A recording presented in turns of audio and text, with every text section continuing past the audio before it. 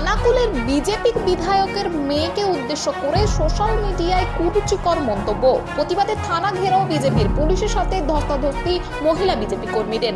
বন্ধ সফল করতে বুধবার সকাল থেকে খানাকুল জুড়ে পথে নেমেছিল বিজেপির কর্মীরা। খানাকুলের বিধায়ককেও সকাল থেকে বিভিন্ন এলাকায় নেতৃত্ব দিতে দেখা যায়। আরামবাগ মহকুমা জুড়ে সেভাবে বন্ধের প্রভাব না পড়লেও খানাকুলের চিত্রটা ছিল অন্যরকম। বিধায়কের অভিযোগ, শাসক দলের বন্ধ বানচাল করার চেষ্টা সফল না হওয়াতে খানাকুলের 2 নম্বর তৃণমূলের সভাপতি রমেন প্রামাণিক ও তৃণমূল নেতা নূর নবী মণ্ডল ভুয়ো ফেসবুক অ্যাকাউন্ট থেকে তার নাবালিকা মেয়েকে কুরুচিকর মন্তব্য ও ধর্ষণের হুমকি দেয়। এই নিয়ে নিজের ফেসবুক ওয়ালে একটি পোস্টও করেছেন খানাকুলের বিধায়ক। এর পাশাপাশি এদিন বিকালে দোষীদের অবিলম্বে শাস্তির দাবিতে এদিন বিধায়কের নেতৃত্বে থানা ঘেরাও কর্মসূচি করে বিজেপির কর্মীরা। বিধায়কের আরও দাবি, আগেও বিভিন্ন সময়ে তার ও তার পরিবারের বিরুদ্ধে কুরুচিকর মন্তব্য করেছিলেন নূর নবী ও রমেন। তা থেকেই তিনি দাবি তুলছেন এদিনের এই ঘটনা তাদেরই পরিকল্পিত। এই বিষয়ে দেখুন বিস্তারিত 24 আওয়ার্স আরামবাগের রিপোর্ট।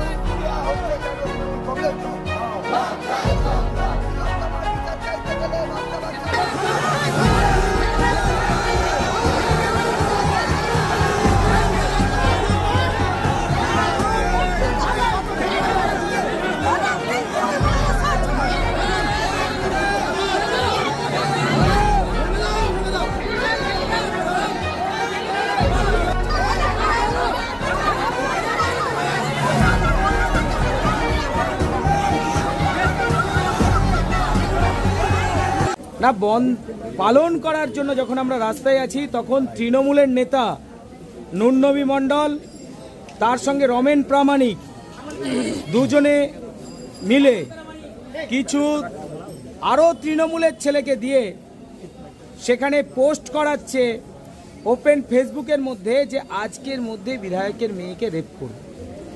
ছোট্ট শিশু, সে কিছুই জানে না, ফুলের মতন শিশু, ফুলের মতন বয়সে। কি করে বুঝলেন যে এই ধরনের মন্তব্য ওরাই করাচ্ছে? এই মন্তব্য ওরাই করাচ্ছে। আজকে আপনি দেখুন, এর আগেও বারবার হুমকিগুলো দেখুন, নূর নবী মণ্ডলের হুমকি দেখুন, রমেন প্রামাণিকের হুমকি দেখুন। পুলিশ কেন স্টেপ নিচ্ছে না?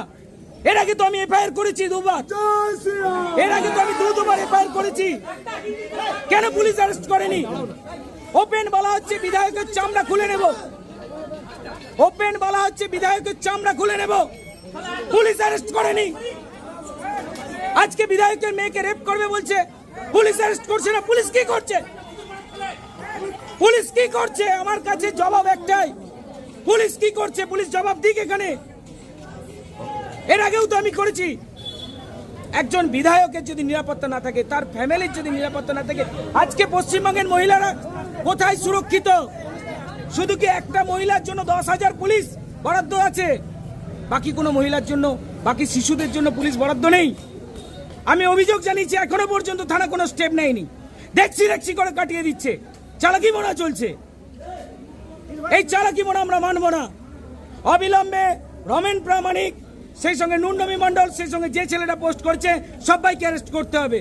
যে কথাটা শুনেছি, মানে নিজেকে বিশ্বাস করতে, এবং আমার ওনার প্রতি মানে কি বলবো, আমি একটা মেয়ের বাবা, আমি আজই জানলাম ওনার একটি মেয়ে আছে। আমি সত্যিই জানতাম না, আমি জানিও না তার বয়স কত। আমারই মেয়ের বয়সী যদি হয়, মানে আমারও মেয়ে, আমি অ্যাকচুয়ালি বলার ভাষা নেই যে মানে রাজনীতির জন্য এই ধরনের মানে এই এত নোংরা, এই নোংরা রাজনীতির মানে উনি যে পথ অবলম্বন করেছেন, এটা কোনোদিনও কাম্য নয়।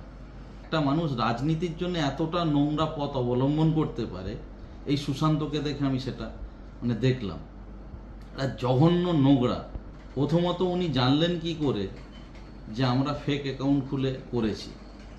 পায়ের তলা থেকে মাটি চলে গেছে বলে নিজের বাচ্চা শিশুটাকে রাজনীতিতে নিয়ে আসবে আর তার সম্বন্ধে নোংরা নোংরা উক্তি করবে বাবা হিসেবে।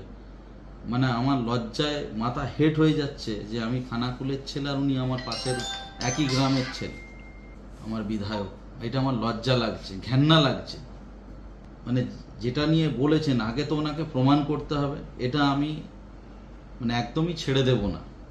আমার তো মনে হয় উনি ওইটা নিজে করেছেন, নিজে করে আমার দিকে, আমাদের যাতে গ্রহণযোগ্যতা নষ্ট হয়, আমাদের এই জনসমাজে আমাদের যে ভাবমূর্তি নষ্ট হয়, তার জন্য উনি নিজে করেছেন।